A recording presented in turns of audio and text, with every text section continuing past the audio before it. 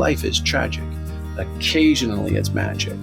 There is nothing to do but laugh, but shrug, but be on the inside of the cosmic joke, and then it's comic. Welcome to the Mindspace podcast. I'm Joe Flanders. Thanks for tuning in. I'm recording this intro in the 2021 back-to-school season, and I feel like it's a moment of transition for many of us that's fraught with uncertainty, with anxiety, with stress, and I think we're still, many of us anyway, trying to recover from what was a pretty difficult summer. Just trying to process the arrival of the Delta variant, the unprecedented severe weather events in many places and fires, the revelation in Canada of just atrocious acts of violence committed against the Indigenous community in Canadian residential schools a few decades ago. And if all that wasn't enough, this is all sitting on top of just a massive mental health tragedy that's unfolding with the COVID-19 pandemic and the ongoing dysfunction in public institutions and public discourse. So it feels like it's never been more difficult to make sense of these public events in our lives. And so we head into the fall, challenged to find clarity, equanimity, a sense of peace or purpose, and perhaps to be in wise relation to all of this. And so in that context, I feel very fortunate to share an interview that I did with someone whose ideas are both ambitious and deep enough to meet this challenge of meaning making. My guest is Jamie Wheal, and Jamie is the author of Recapture the Rapture, Rethinking God, Sex, and Death in a World That's Lost Its Mind, and the Pulitzer-nominated global bestseller Stealing Fire, How Silicon Valley, Navy SEALs, and Maverick scientists are revolutionizing the way we live and work. He's the founder of the Flow Genome Project, an international organization dedicated to the research and training of human performance. His work and ideas have been covered in the New York Times, Financial Times, Wired, Entrepreneur, Harvard Business Review, Forbes Inc., TED, etc. Our interview covered the breakdown of traditional ways of making meaning that we are currently facing, the social, political, psychological, and environmental consequences of this breakdown, Jamie's design principles for a new meaning-making operating system, the most reliable and accessible sources of healing, inspiration, and connection, and how we could begin to implement this approach to building sustainable communities. In addition to all this, I find Jamie to be a very entertaining and compelling speaker, and so it was really fun to chat with him in this interview, and I hope you find it as interesting as I did. So without any further delay, here is my conversation with Jamie Wheal.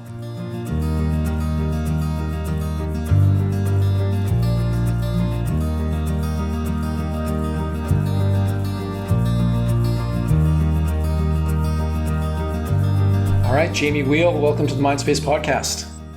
Yeah, good to be here, man. How's the day? I mobilized today. I actually got up and I actually moved my body again for the first time in a couple of weeks. I was beginning to, at first I thought I just needed a down, like a deep pressure. And then I was like, I think I'm becoming a couch potato. So I got moving again. I felt good. Was this a vacation or just resting or recuperating from something? It was coming off a big push. Obviously, I'm sure we've all lost it in the quarantine fog of when was the last time we were rested and ready and locked and loaded for life. But we had just done a big gathering in the mountains of Colorado and then had done some travel and had obviously just coming off a book launch and all that kind of stuff. So I was kind of giving myself benefit of the doubt that some part of my system needed it. But then I was like, no, okay, that's probably enough. Now this is becoming a new habit. So psyched. Cool. Glad to have you on the upswing. All right. So I'm super excited about this conversation. Read both your books and I'm just super pumped to kind of dig into some of the stuff. Some of the listeners will not have read Recapture the Rapture. And I do want to set up the framework for the rest of the conversation by putting in some of the foundational pieces. So let's start with, and I've heard you do this spiel 100 times, so keep it as short or budget as much energy for this as you have for it right now. Let's start with sort of the premise for Recapture the Rapture and what I understand you're calling sort of crisis in meaning, that a lot of us are feeling a little kind of disoriented, or we're suffering because the processes or the infrastructures that we use to sort of make meaning out of our complex lives have really been kind of shaken. And many of us are feeling a bit lost around that. So can you just tee that up for us? Yeah, for sure. I mean, and I think we're continuing to see even more and more and more of it. Like even in this latest round of like, we're supposed to have vaccines and everybody's gonna be safe and hot back summer, and then like, oh no, whoops, and breakthrough cases. But no, there's no breakthrough cases. Actually, there's a hell of a lot more than we thought there were. Now, what do we do with kids? Do we send them back? Do we mask them? Don't we mask them? And like, in some respects, we've just given up. Like, I think we're literally, and I was even having this conversation with our kids over the weekend. I'm like, because our daughter goes to school in Palo Alto, super on the ball, like maximum lockdown, health provisions. Son's going to school in Colorado. We're here in Austin, which is in Texas, which is like a wheels off situation. And he was talking about like, at this point, you cannot even tell whose side someone is on as to whether they're wearing a mask or not wearing a mask. Like at one point, it was a relatively clear division. It was a tribal identification. Now you have no idea like what even the signs and the signifiers of our public actions are, and what cascades of decisions or what ideological camps or what information we're reading to be informed. We're done. It is a complete, epistemological train wreck, but also a socio-cultural, psychological one. So always just to say that we didn't end up in this particular mess solely or exclusively because of a particular coronavirus, right? We've been on this slide for the last couple of decades and radically intensified over the last 5, which has been, and maybe even more. I think you could for sure say 2008 was also like a massive disillusioning, but then throw it into the 2016 election onwards, and we have what we have. But basically that, people used to get their orienting assumptions on life, the universe, and everything from organized religion. That was meaning 1.0. That has been dwindling rapidly. And then for the last 400 years plus, we had this experience of kind of modern liberalism, civil rights, nation states, private property, markets, democracy, that kind of bundled gig, including academic institutions, research, science, empiricism, all of that.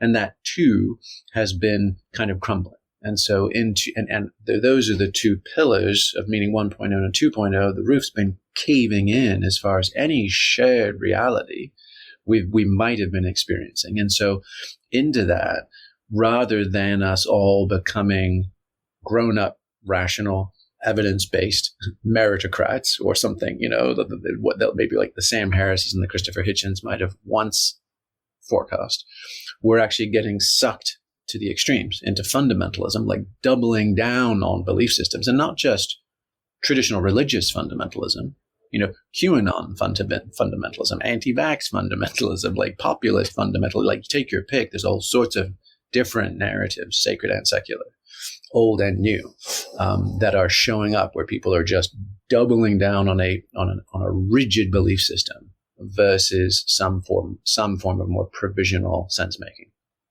So fundamentalism on one side, or nihilism.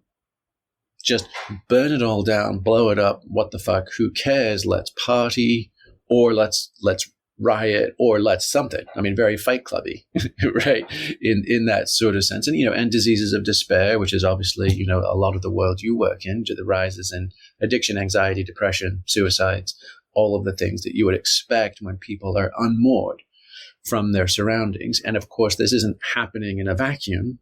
This is happening at a time of accelerating exponential change, both better and worse, which is also really hard. Most people put all their belief systems onto one or the other. It's either like Steven Pinker and TED Talks, exponentially better, Matt Ridley, throw in the kind of folks who tend to bang that drum, or the doom and gloom naysayers, Extinction Rebellion, and any others pointing out the decline of civilization and or survivability.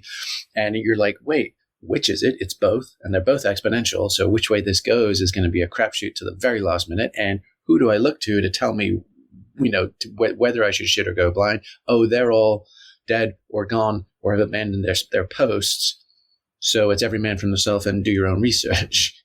So that's kind of the setup, which is we're in a tight spot, and someone broke our dashboard. So how do we find our own cosmic positioning system to reorient to what must be done? Because I think the worst thing we can be doing right now is fucking nothing, because we're in that agitated, irritated, bored state. Like, we need to get off that dime and be moving in whatever direction we've chosen. Right. So you are orienting us or trying to inspire us into a new kind of operating system for making meaning. And from Meaning 1.0, you have identified 3 key processes, or three key, say, mind states or something: inspiration, healing, and connection. And I'll let you talk about that and then continue down towards the Alchemist Cookbook. Yeah, I mean, it just seems, there's an awful lot. There's an awful lot of utopian thinking in general.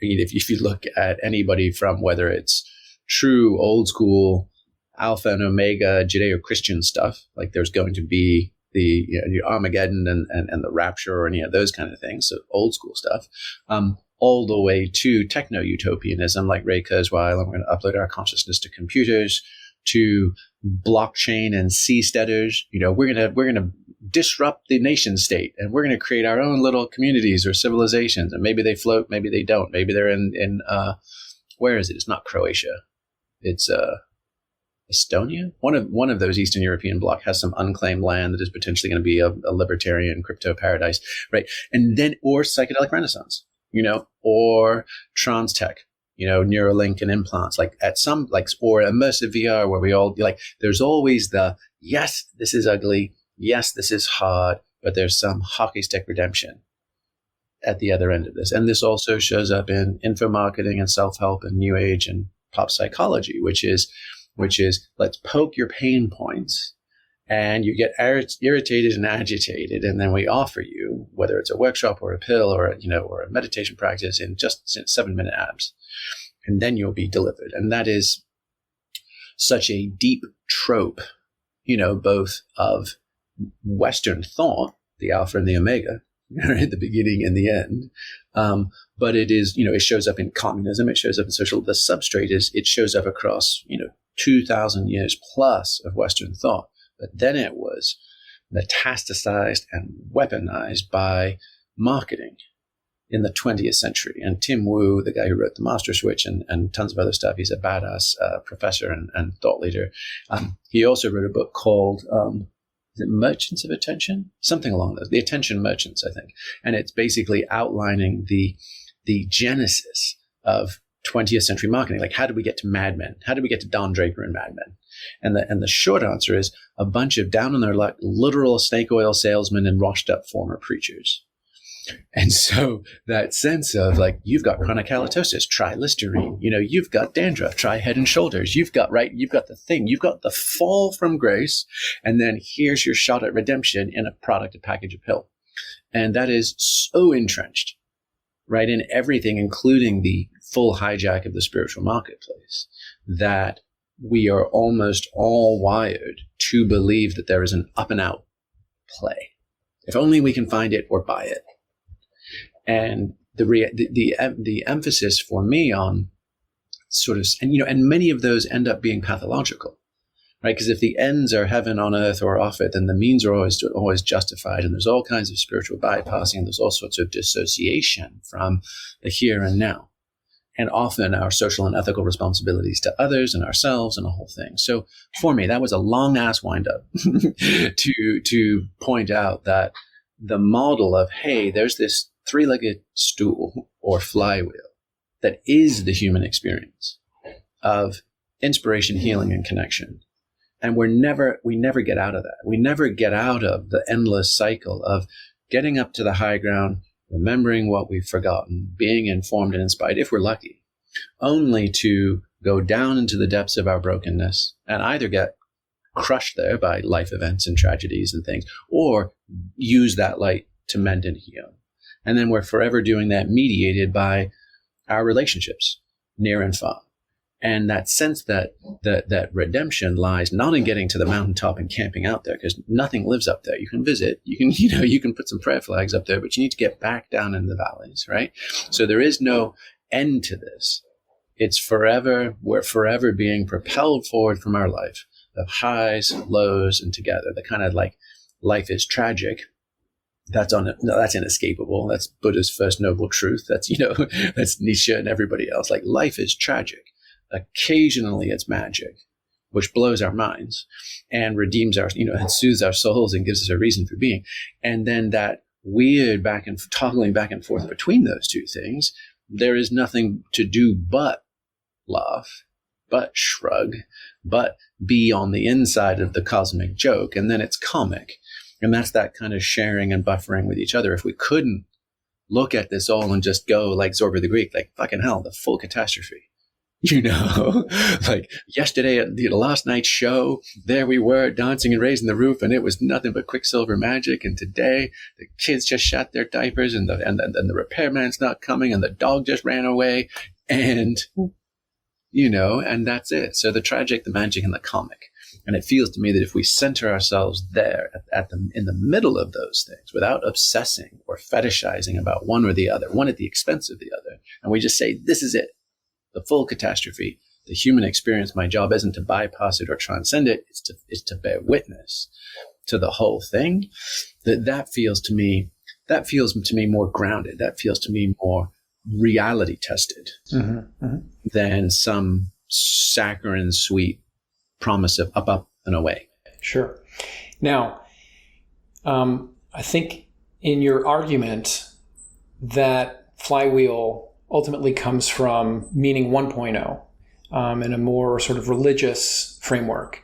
And the issue there, one of the reasons why it sort of crumbled, so to speak, is that access to these things was mediated by an elite group in a position of power. And most people had to find access to that through some watered down way and had no direct relationship to this kind of like spiritual connection. And so you're introducing some design criteria for how we ought to make meaning 3.0 work. And this is pulled out of the classical liberalism model. Can you talk about open source, scalable, and antifragile? Yeah. I mean, the idea there was just that sense that I think particularly in indigenous religions, but also mystery schools, let's just full hat tip, for thousands and thousands of years, for hundreds and thousands and millions of humans, there have been absolutely effective religious and psychospiritual practices of initiation and transcendence. They haven't always been widely distributed. It's not like every single lost person in a given society or civilization had access. Sometimes they were quite selective in how they did their thing. But there have been massively effective, both indigenous and sort of quote unquote civilized techniques of ecstasy and initiatory mystery cults, mystery schools, right?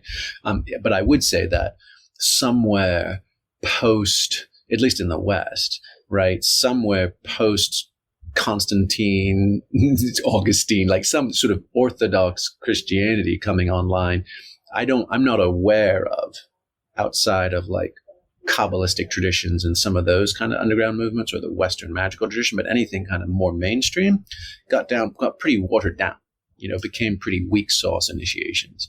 So that's the sense of like, hey, no matter how much we might resent or resist the Spanish Inquisition, the priests, all the sort of the man, keeping us from our own birthright as far as initiation into the mysteries. There's vital glue, there's vital nutrients in what organized religion used to offer, and that's that healing, inspiration, and connection stuff. The meaning 2.0 ideas, which is all men and women are created equal and entitled to life, liberty, and the pursuit of happiness. You could also say, and, pursuit of happiness, subset, initiation into the mysteries of what it means to be a human on this earth, right? And so for that to work, the notion of open source means, hey, let's try and get this out of the cloisters. Let's get this out of the elect or the elite. How can we offer the tools that anybody anywhere has access to? Because we subscribe to that sense of every human on this earth is a child of God and entitled to a fair shot at the good life, right? So if it's expensive or rare or esoteric or exclusive, then what are we doing, right? We're just perpetuating more of the inequalities that people are becoming increasingly aware of and sick of lately. So that's the open source piece. The scalable piece is kind of the other side of that, which is just we're in a tight fix and there's 8 billion of us. So it's not enough to have, hundreds or a few thousands or even tens of thousands or even millions. We kind of need billions of people on something resembling the same page, that this planet matters and that clean air, clean water, and clean soil are probably human birthrights and really shouldn't go along party lines, and that we're in this to win this. We're actually in this to perpetuate living on our home planet. So those are the first two. And then the antifragile is, we are in this goofy ass paradoxical state, which I think is creating a lot of the mental disease of the coming alive and staying alive. We are sort of, on the one hand, in the early 21st century, let's say, we are sort of blessed with the perspective of gods. We've got the Large Hadron Collider, and we can look back to the moment of the Big Bang, and we can map and model the Hubble telescope and live feeds from rovers on Mars, and at the same time go, oh shit, more ice melted yesterday in Greenland, than fills, fill in the blank river or lake, and what is happening. So we're sort of coming alive at the very, very same time that we realize we might be in existential crisis. And I don't know whether to be happy and elated about this infinite possibility of consciousness and humanity, or abjectly terrified as to the stakes. And wouldn't you know it, to make it even weirder, the very same super sophisticated techno-economic civilization, including carbon economy and all the things, that has provided this platform for us to be watching Alan Watts remix videos on my smartphone on YouTube filled with cobalt and lithium and random rare earth metals and beamed up to satellites so I get this all in real time with no lag on my buffering, is also the very same civilization that might have overcooked it for all of us.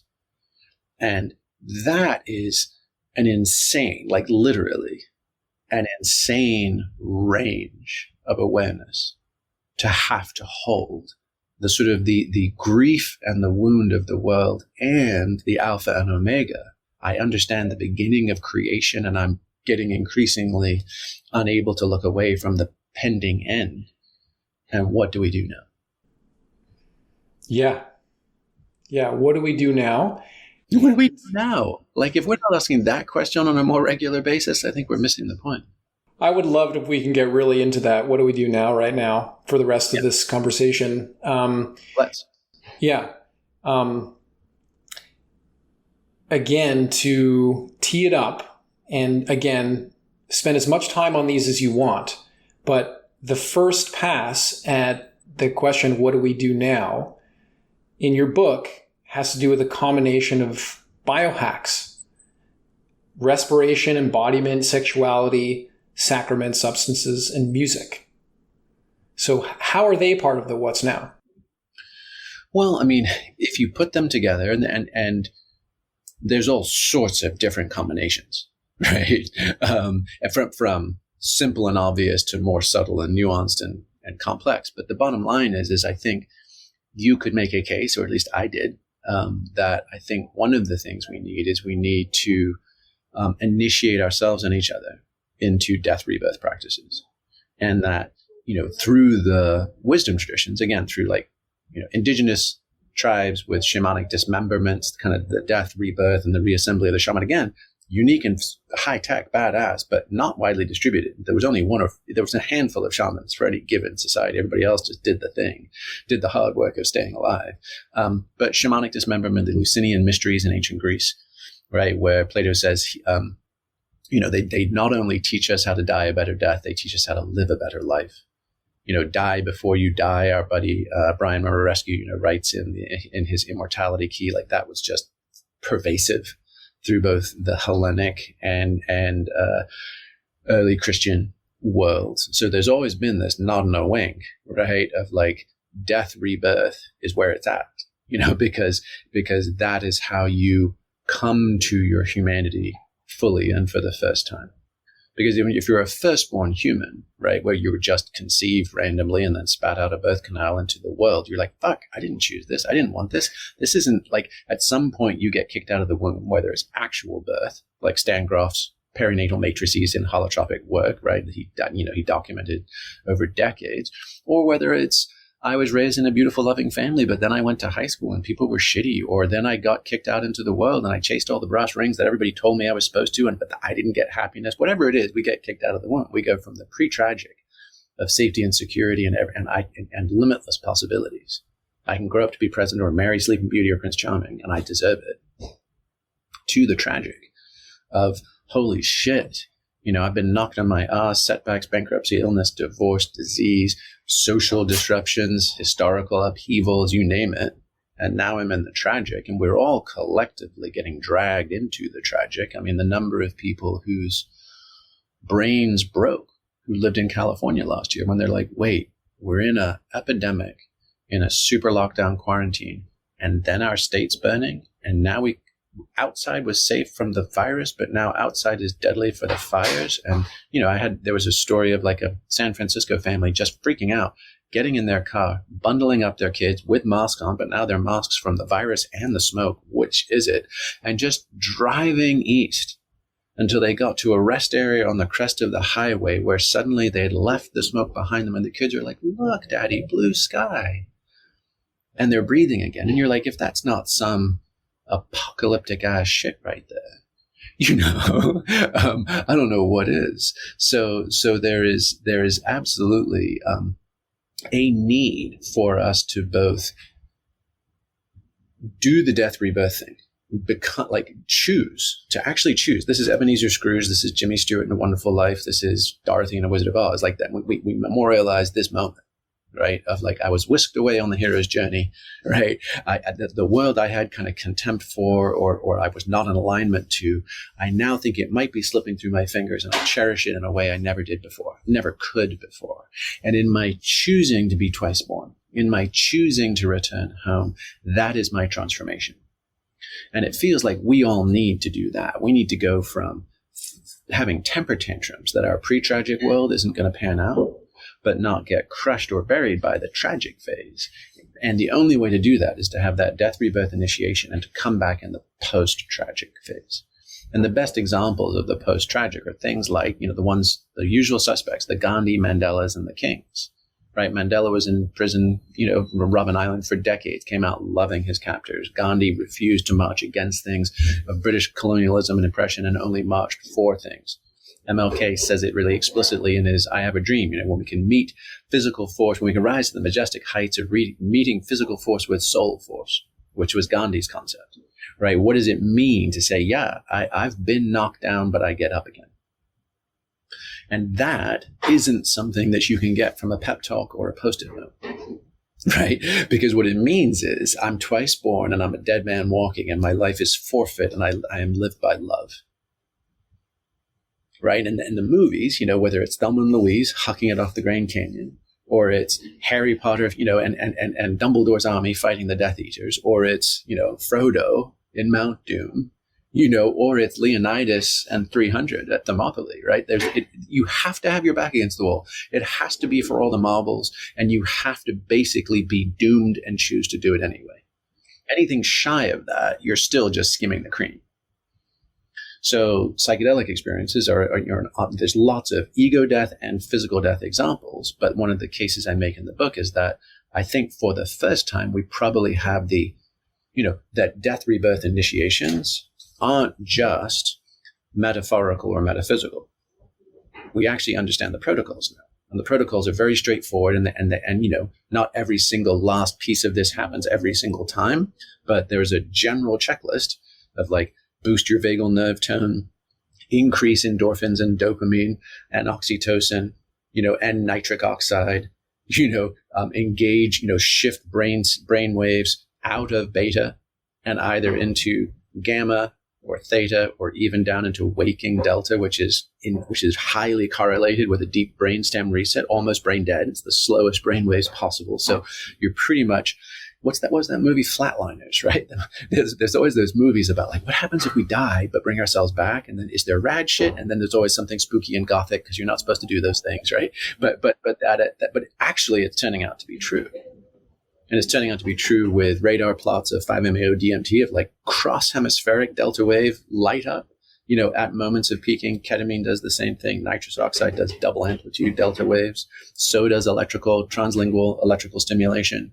I wouldn't be at all surprised if you do it with TMS and other induction methodologies. So mechanical, non-technical, you don't need to get wrapped around the morality arguments or even efficacy arguments of a given pharmacological. These are all just levers. The key thing is, can you get to brainstem global systemic reboot, which happens to have a signature of delta wave EEG, which happens to have a consistent interior subjective description of wild-ass, inspirational, totally profound information that you would often shape and direct the rest of your life around. So you're like, okay. Then, throw in orgasm and any of the other kind of reboots and resets. And then you're like, okay, so now we're in a place where I am facing the tragedy and the wound of the world. It's overwhelming and creating either a yearning for fundamentalism, just somebody tell me something structured to believe, or nihilism, fuck it, diseases of despair. I'm accumulating both macro PTSD, like the trauma of a life in churny times, and micro PTSD, the daily irritations and agitations of doom scrolling and not knowing whether to shoot or go blind. I can discharge all of that from my nervous system with one of these initiatory practices, and I can have an experience of the numinous, an experience of non-ordinary realms, states, archetypal domains, transcendent possibilities. And then I can come back into this little body of my life, with the artist formerly known as Prince, and you're like, oh shit, this is me. And I got thumbs and I got a name and I got a zip code. Oh, I'm all in. So how do we now do that together and to me, that's the difference between living an egoic life, still seeking pleasure and avoiding pain, which you see a fuck ton of Instagram burners and psychedelic wannabes still doing. They're like, oh, that's bright and shiny. I want to hang that ornament on my tree. Versus truly surrendered, not my will, but thy will. And can I be an instrument, right, of thy peace? Can I do something to help the least of my brothers and sisters and to bear witness? And I think the best example, Leonidas is the rah aggro one, right? Like, are you with me, men? Today we go down in glory. And, every CrossFit yoke bro is like, yo, fuck yeah, right on, kill the Arabs. You're like, no, well, that was not quite the point. But I think the most poignant one, other than like Thelma and Louise, which I think is badass, is the Titanic, right? The string quartet on the Titanic being like, we're fucked. It's women and children first. And we're not going to debase ourselelves by scrambling ahead of that ethic. Therefore, there's not enough room on those lifeboats for us. So what can we do? It's Buddhism 101. We can seek refuge in our Dharma. We're musicians. We came here to play. So let us literally go down with the ship, playing Nearer My God to Thee. And the fact that we're even having this conversation, and the fact that anytime I tell this story, it nearly chokes me up, is you're like, oh, that is the route to immortality, right? Not saving your own hide, right? It's can we do what we must so that it sends shockwaves out through time and space, that a courageous, playful, loving consciousness embodied in human form was there at some point and is now eternal.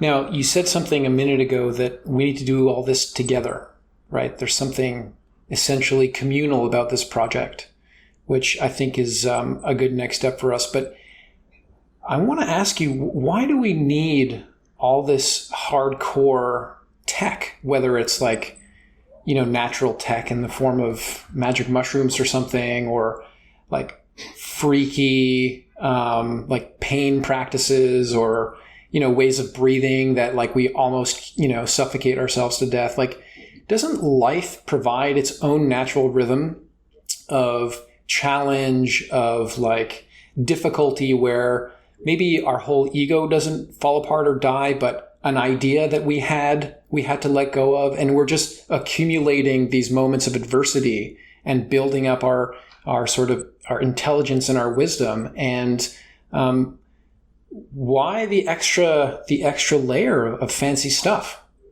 Shouldn't this stuff just sort of come naturally through our experience?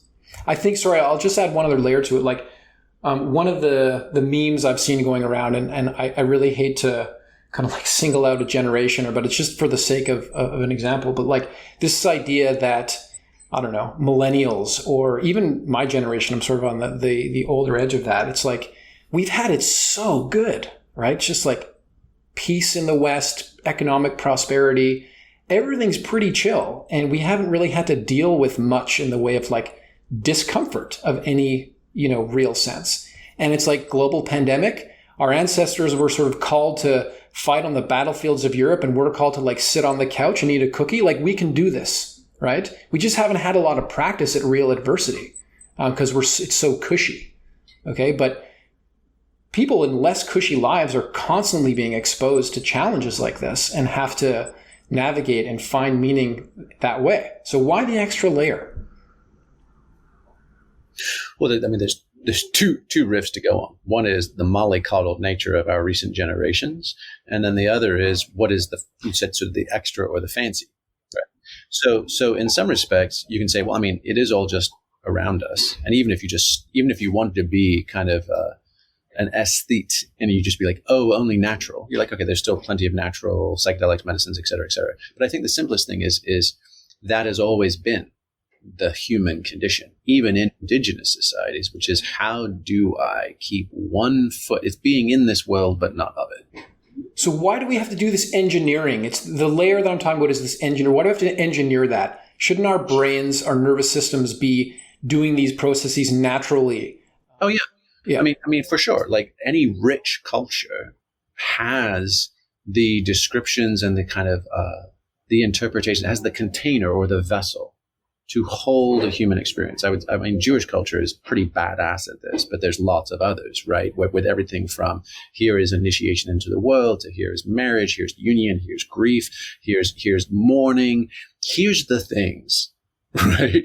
This is what's going to show up in your life, and we've got a ritual or a scripture for pretty much every occasion. Like, you're not special, Cupcake, and this is not our first rodeo, right? So on the one hand, there's absolutely just being lived by life in this. That I always kind of think of that as like, that's grandma front porch rocking chair wisdom, right? And in general, I would say actually women have an advantage over men at a bare ass minimum because of gestation and motherhood.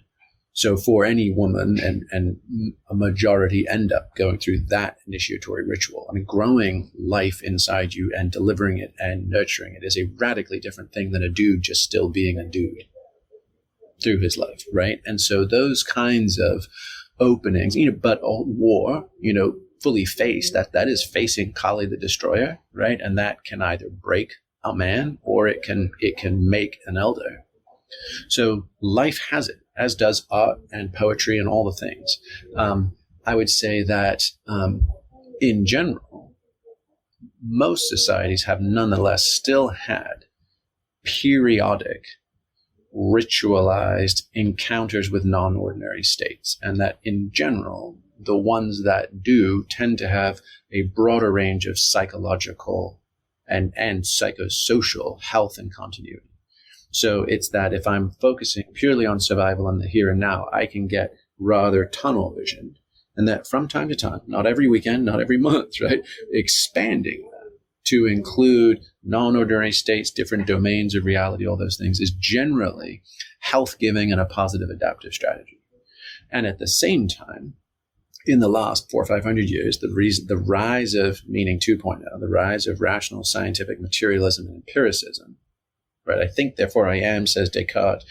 5 senses, if it's not measurable, it doesn't exist. We have shrunk our tunnel vision to the point where, and we've burdened our egos, like our rational egoic identities of who I am and who I'm supposed to be and what I want from life and how I judge whether my life right now is satisfying to me, has gone off the charts. Like, we don't even know it because it's just what we've inherited. David Brooks, I think, wrote a piece in the New York Times a few years ago just saying how even marriage, a marriage, how it's evolved, and we keep burdening it.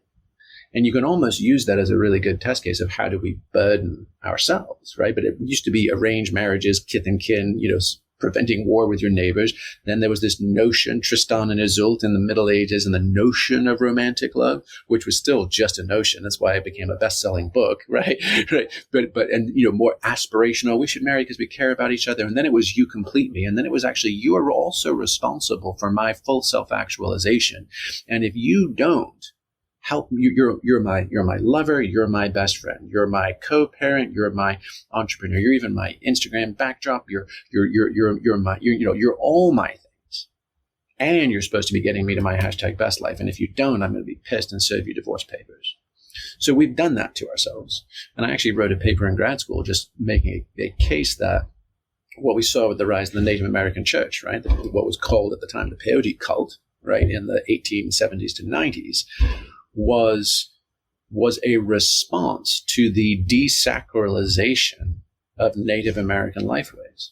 Because 300 years before that, right, you could have an adolescent go and seek their vision quest. They could go to the sacred mountains, surround themselves with stones, not eat or drink for 4 days.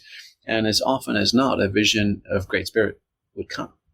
Something would have, the veils were very thin and permeable. But then you have railroads and Gatling guns and U.S. cavalry and alcoholism, removal to reservations and food stamps and coupons and demeaning and dehumanizing and desacralizing experiences of the density of the Western worldview. And now they fucking needed peyote in the TP to take them up and out of it. So as our egoic, empirical, material world and worldview and sense of ourselves has become all the more dense, I think you could make a case that it has been increasingly helpful, if not necessary, to have bigger booster rockets to get ourselves out of the gravitational pull of those states and spaces. So on the one hand, same as it ever was, we've always had techniques of ecstasy and renewal. And on the other hand, the increasing density of our worlds have made it harder and harder to simply just find the magic in the day-to-day living. It's a little more important to kind of engineer it and maybe even focus and intensify it to get us out of the calcification that we become entombed in. Okay, so we're social animals and we make meaning together, and whatever new operating system we're going to install has to be done through community. How do you envision rolling this out? And what exactly is your role here? Well, I mean, I think not by appointment, more by sort of just ongoing discovery. I find myself acting as neuroanthropologist and culture architect, right? And the neuroanthropology is just hey, something's happening today that seems interesting, but bet this isn't the first time it's ever happened. What happens when we look back to the historical record for precedent? And then you find it all around the world and you're like, okay, super neat. There's a there, right? Let's say pain and spirituality. What's the relationship there? And I talk about that with everything from the Lakota Sundance to the rites of the priests of Odin in Norway to Spartans, all the way to contemporary BDSM and kink. And you're like, wait, there's a there. There's this thread. What is it? And then the neuropod is saying, well, now what are the biological and psychological mechanisms of action? Why did it work? I even talk about circular breathing and blowing didgeridoos, but actually, and that is how Aboriginal elders got into dream time. But vibrating the sinus cavity and engaging in interrupted nasal breathing massively, 15x boosts the production of nitric oxide in your brain, which creates peak states. And that comes from Karolinska Institute in Harvard. So you're like, oh, neat. Something as old as the stones, and we now have new understanding. So that's the neuroanthropology. The culture architecture is once we understand the mechanisms of action, what else can we build going forwards knowing, like separating mythologies from technologies.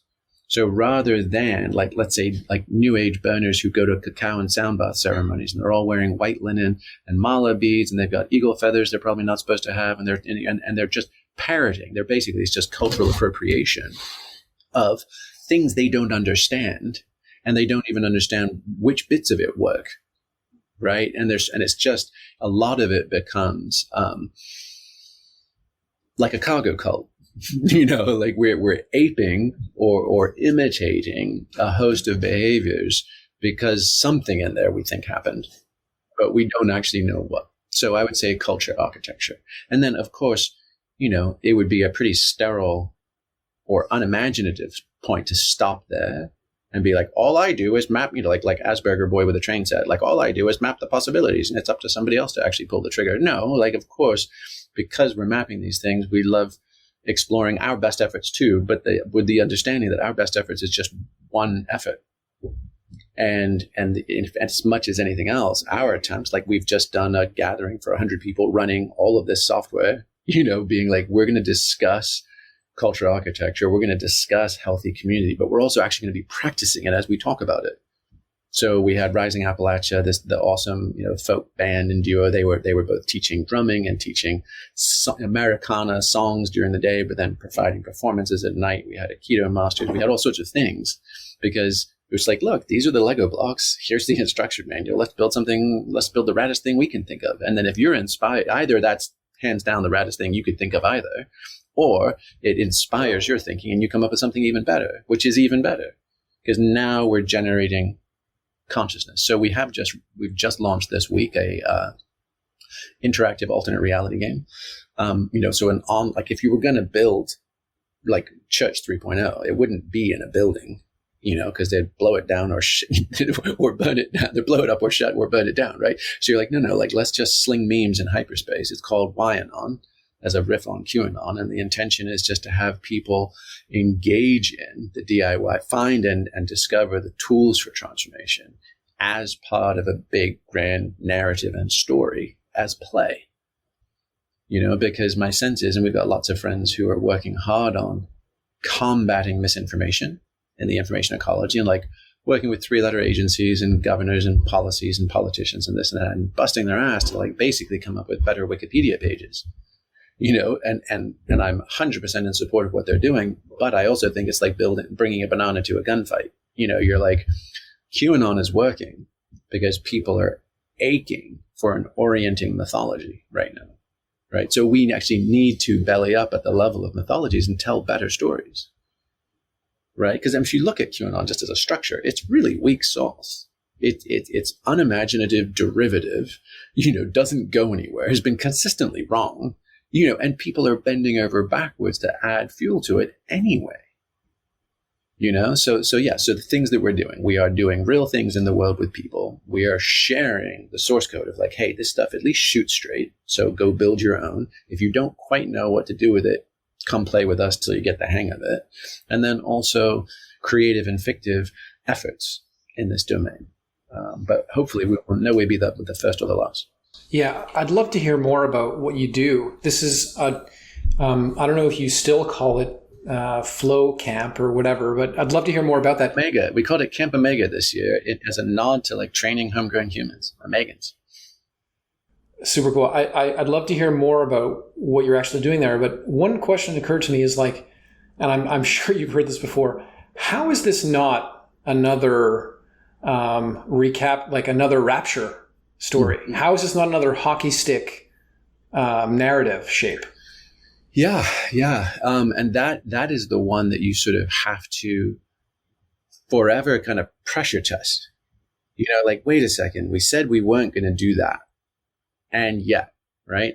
And in fact, Chris Batch, who you and I were just talking about, who wrote Diamonds from Heaven, which I'm just in the midst of reading right now, of 70 ultra high octane LSD trips conducted in therapeutic settings over 2 decades. And then this is his book reporting back. And to me, and it just came out like in 2020, to me, it's refreshingly clean. So if you go back to John Lilly's stuff, if you go back to Philip K. Dick, if you know any of those dudes who were way, way into the pudding at the time, it's kind of loopy and there's a lot of wonkiness. Robert Anton Wilson, like the 60s and 70s were the 60s and 70s, and they just were a little soft around the edges, right? And Chris's efforts, I think, are really pristine. It is just what he experienced, and he's framed and bracketed it appropriately. So, but one of the things that he talks about is a sense of seeing what's coming. Seeing what's coming is a profound ecological and metasystemic crisis and collapse, and that in the midst of all that pain will be birthed a new human. Will be birthed, that's the simplest way to describe it, that all of this pain is actually intentional, that somewhere back in the day, the powers that be, including a sort of Shiva Shakti cleaving into masculine and feminine, were like, oh, we're just one, there's nothing much going on, so let's go play hide and seek, the kind of, classic Hindu mythology. But that the incarnations into 3D, it is literally the pain of human suffering that is bringing us closer and closer to full awareness in embodiment. And that was the game, and we all signed up for it. So that's a really nice integration of the problem of suffering. Like, it's not a problem, it's not original sin. We actually chose this, and that the pain, at least in his experiences, he reported that not a single tear or drop of blood has been wasted. The idea that all of this impossible grief and anguish, child soldiers in Rwanda and starving, people in Bangladesh and fires and floods and all the things are actually essential, that we're sort of metabolizing our way to Christogenesis, what Teilhard de Chardin would have called the sort of collective body of Christ, right? And he then says, and it doesn't sort of matter once you fully grok that we're all reincarnating souls. Now, for me, that's a couple of bridges further than I'm comfortable going in my own meaning making. Like, I can't sign off either way on reincarnation. And in fact, I made the case in the book that just epigenetic expression plus some form of DNA scanning could give us the felt sense of, hey, I've got access to information that's not in this biographical lifetime. Where did it come from? It came from my past or my ancestors. What the fuck? But it could just be that. It could just be epigenetics and genetics. When we're just scanning it, we've told the story or conflated it with reincarnation, when in fact there could actually be a material biomechanical mechanism for that information pass through, right? So as I was reading it, I both felt good, this is all on purpose. This is happening for a reason. There's an explanation for the horrific shit that's coming and a happily ever after on the other side. But to your point, is this not just another utopian kickout, right? And so my sense is that at least my kind of Occam's razor thing, because I've never been comfortable, and and I have had personal experiences of feeling like I'm at the end of time, that is scatesthesia, and feeling like it works out. I didn't have it in the conclusion, and I went back and I put it back in the conclusion because it actually was the original inspiration for the book. And I'm like, I'm being a total coward if I leave this out. So I was like, hey, there is an experience, and it happens often enough. It's probably worth talking about. And that experience is you get kicked to the end. You realize it all works out. We win somehow. Goodness, truth, and beauty prevail. And you get to come back and live out these middle chapters. And it's only that experience that gives you you can hold this part loosely, these actual lives of ours, because we're not so white knuckling it, right? Because we're actually like, oh no, this works. It's a 49-51 nail biter in triple overtime. So it's the greatest story ever told. And holy shit, we got a part in it. We got an interesting part, right? And not just, oops, I died again as a starving peasant. Oops, cut down again in another battle. Like, we're actually on deck. We actually have a part to play, and it matters. So you're like, that's fucking cool. Would I trade that? Probably not. So like, maybe I did sign up for this, or even if it's mine to do, I'm in. And then some sense of, without having to buy into a metaphysical just so story. Because for me, even if personally I was persuaded by something like that, I would never say that publicly because of the reason, because philosophically I've boxed myself out of those claims. I said those are problematic, right? So how would we do this? And I think one of the keys is that our current predicament, the coming alive and staying alive, the godlike awareness of big bangs and big crunches at the same time of I can't breathe, and racial injustice and social injustice and economic injustices and all these things, is too much for our rational individual egos to hold. We weren't built for this shit, right? It's like Lethal Weapon 101. We weren't built for this shit, quite literally. I mean, E.O. Wilson, right, has got that great phrase where he says, we've got Paleolithic emotions, godlike medieval institutions, and godlike technologies, right? And that is where and who we are. And I think one of the potential moves that we can make, which is a sort of a beautiful both and, is can we start expanding our consciousness and our sense of ourselves to include intergenerational awareness and continuity, right? So that I'm living 3 generations back and I'm living 3 generations forward, and I am at the center of 7 generations, right? So I'm doing this for my parents, my grandparents, and my great-grandparents. I'm doing this for my children and my grandchildren and my great-grandchildren.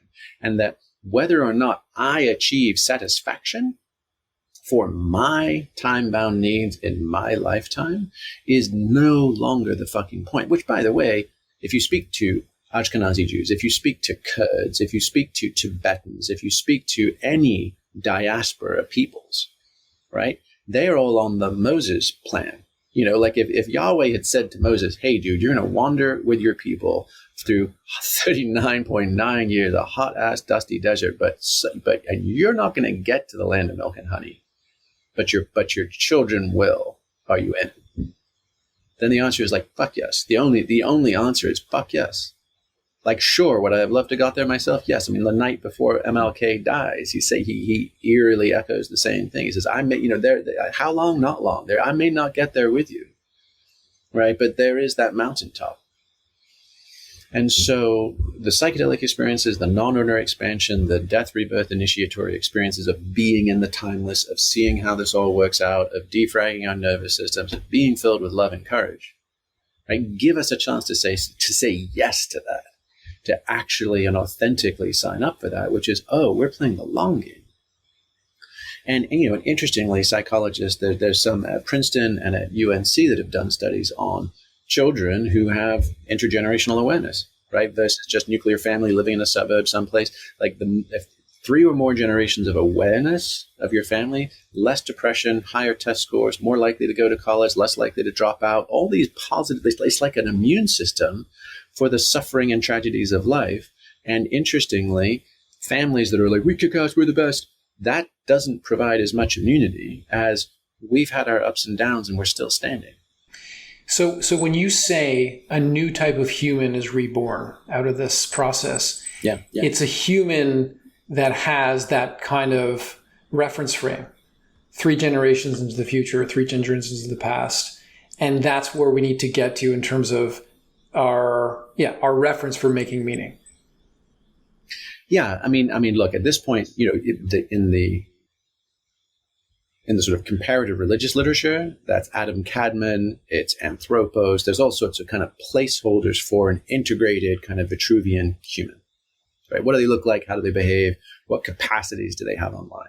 The best analogy, so that we don't get sucked into another utopian hockey stick, right? Like if we actually say this is incremental, this is developmental, this is following historical trends and passages, but still might include some badass inflection points.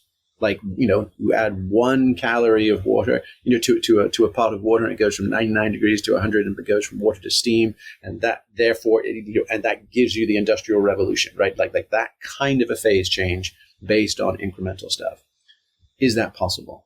And my best guess, and this is half-baked, literally, like it's what I'm noodling on right now as a thought experiment, is that what would it mean for us collectively as a species to have basically a sort of stabilized uplink to the information layer, the kinds of realms of information that we typically only experience in non-ordinary states, and at least in the 20th century and 21st century have generally kept under our hats.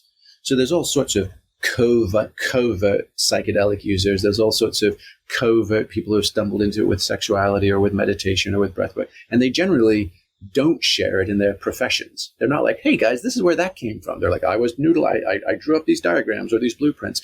Buckminster Fuller did all of his work in what he called the design realm, which was that kind of Platonic realm of form. So like what happens when we actually have not like both cultural frameworks to describe it, scientific, plausible mechanisms of action of what is it and how does it operate, and then effective and repeatable protocols that get us into those places and spaces such that we kind of have a steady stream, not different than I'm on Wi-Fi or on 5G, or that's problematic, 4G, because that's safe, right?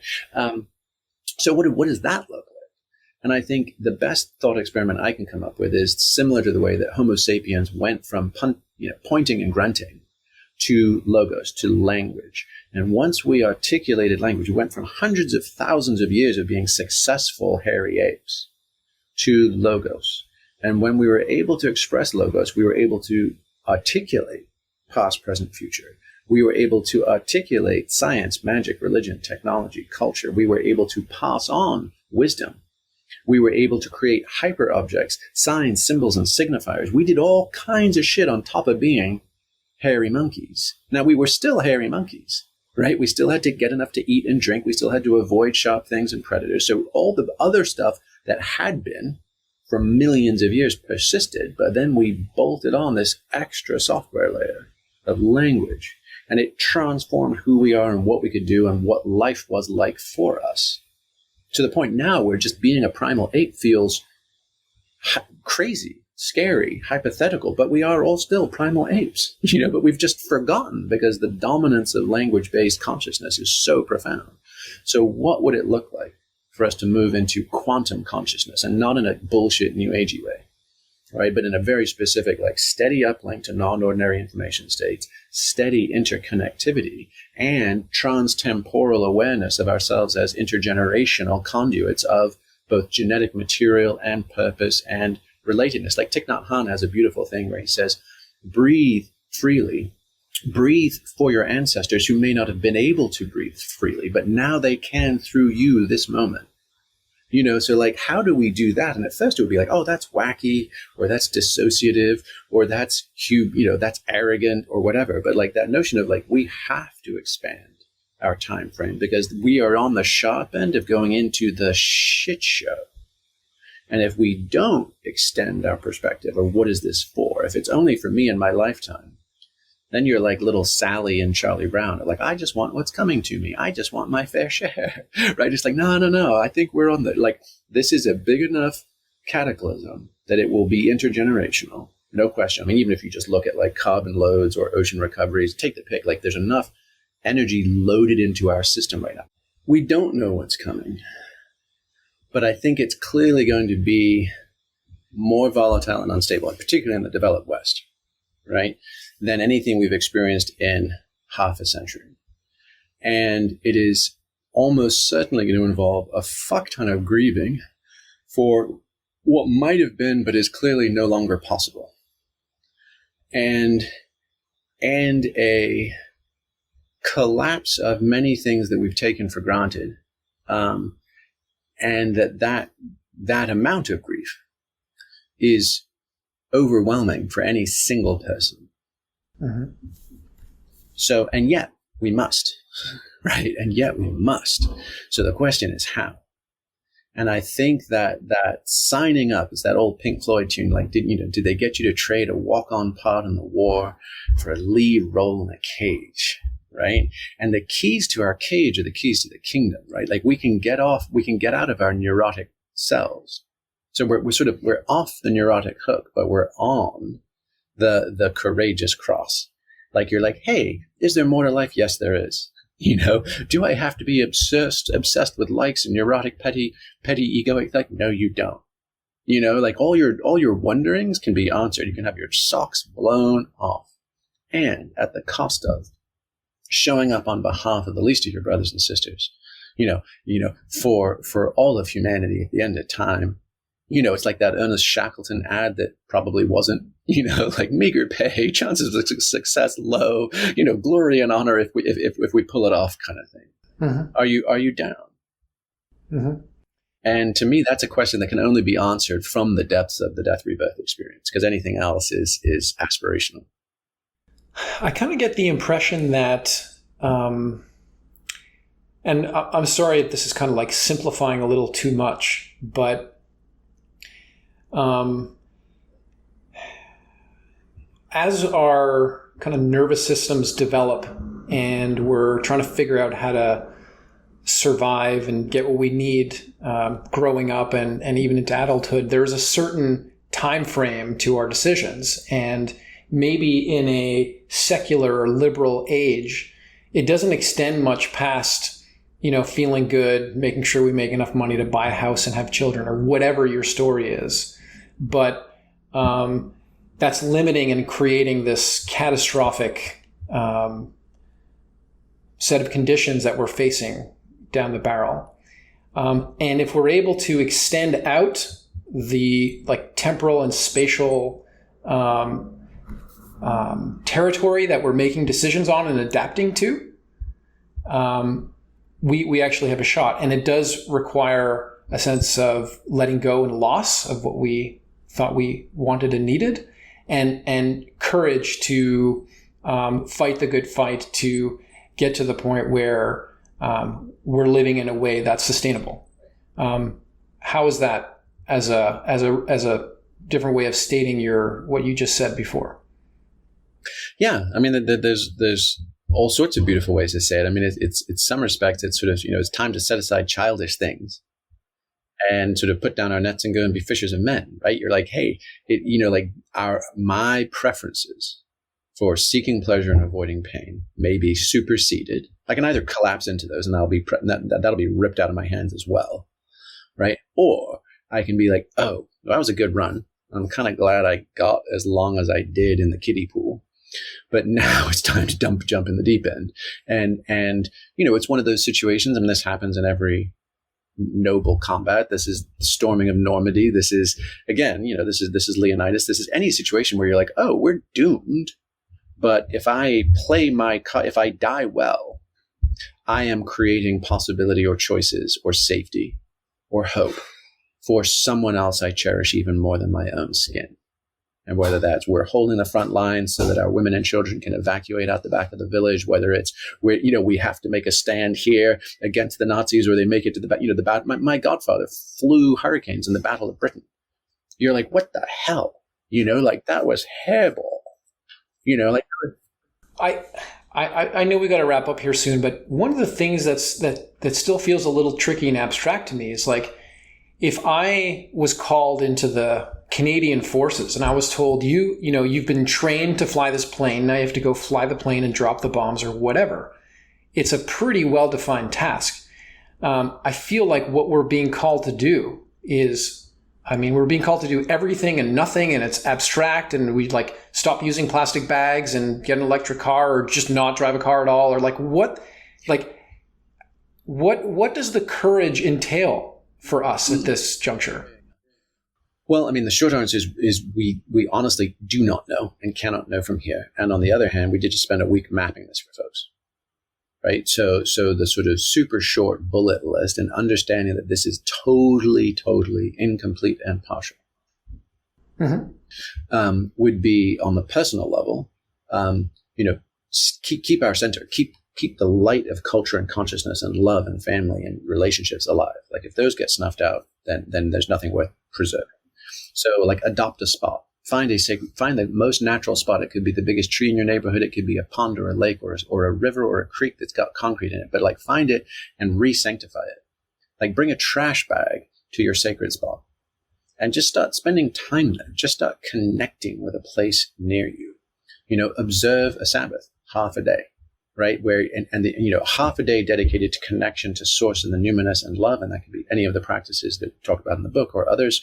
And then half a day giving, like the notion of tithing, time, talent, and treasure. 1/10 of a 40-hour work week is 4 hours. That's half a day. So half a day a week, dedicate to your personal Sabbath, half a day a week, dedicate to service, adopt a spot, right?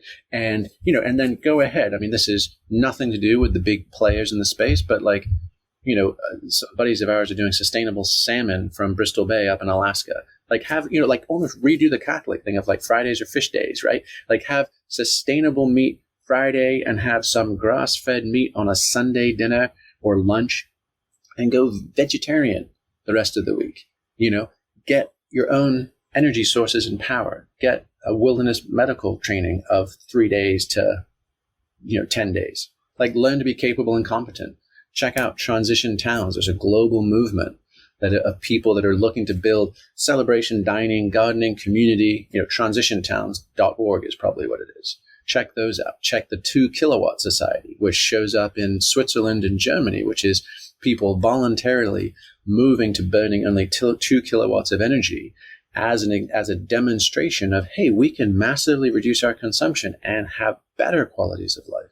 And for comparison of the 2 kilowatts, average US citizens consume 12.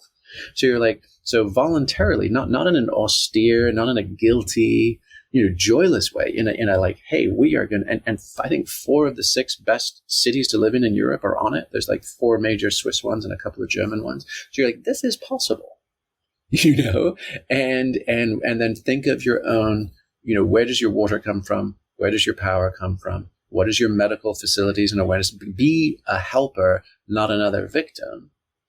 And start locally, like start with bioregional tribalism, because any other tribalisms, whether it's race, class, or creed, are generally unhealthy. And so, but we live here, we give here, like that. I mean, the bumper sticker that we would redo is grieve globally, thrive locally. So that would be my super quick and dirty on things to do that are actually real world, practical. Bridging that with like, how do we show up as twice more humans? Okay, well, then what about the Alchemist Cookbook and hedonic engineering? That's your Sunday mornings, right? That's your Sabbath. That's the Sabbath. Gotcha. Yeah, 100%. So we don't forget, right? So that we have access to that downlink of infinite information and inspiration, so that we can bring it through into 3D and make this world what we know it could be. All right, Jamie, last question for you. Speaking of the Sabbath and all this stuff, what does a typical weekend look like in your house? Typical weekend, you asked? I allow myself to read books. That's one thing that I tend not to get to do during the week. And then we almost always will spend time out on the lake. We live on Lake Austin here, so it's the Colorado River. And we will spend a sunset or a morning foiling or surfing. So we will go out and bump good music and celebrate life and movement and the passing of the seasons. And then the other bit, maybe special time with my lifelong partner. Jamie, thank you so much for doing this. Really enjoyed it. Yeah, man. Absolutely. And I hope it was understandable or followable or of use to your listeners too. I thought it was awesome. We'll have to see what kind of feedback we get, but really appreciate it. I love just the scope of it and how articulate you are in sort of bringing it all together for us. So thanks a lot. And I'll look into revamping my schedule to include some of the stuff you recommended. A little Sabbath on the weekend sounds pretty awesome, although I don't have access to surfing or anything like that. Thanks for watching this episode of the Mindspace podcast.